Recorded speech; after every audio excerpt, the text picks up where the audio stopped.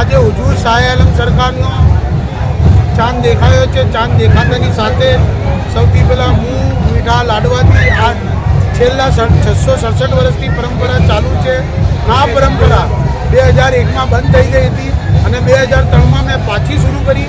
હજરત સૈયદ મુસામિયા ઇમામ હૈદરબક્ષ રજવીએ મને ઇજાજત આપી હતી કે તમે આ લાડવાની પ્રસાદી બનાવીને વેચી શકો છો. અત્યારે તમે હાલ જોઈ લો, જેની મન્નત પૂરી થાય છે એટલા બધા જ લોક લઈને લાડવા આવે છે, પણ મન્નતના લડ્ડુ ફક્ત ને ફક્ત આજે 22-23 વર્ષથી શાહ આલમના દરગાહમાં, શાહ આલમ સરકારના પરિસરમાં, શાહ આલમ સરકારના કદમોમાંથી અહીંયાથી વેચાય છે અને તા કયામત સુધી વેચાય છે. આ વખતે 1.5 ટન લડ્ડુ અમે બનાવ્યા હતા, 6 કિલો સામગ્રી, 600 કિલો સામગ્રીની સાથે. અને આ કાર્યક્રમમાં કેટલા લોકો તમારી સાથે જોડાયેલા? મારી સાથે શાહ આલમ દરગાહમાં બધા જ મારી સાથે જોડાયેલા છે. આ મા ઉભા ફાઉન્ડેશન તરફથી થાય છે.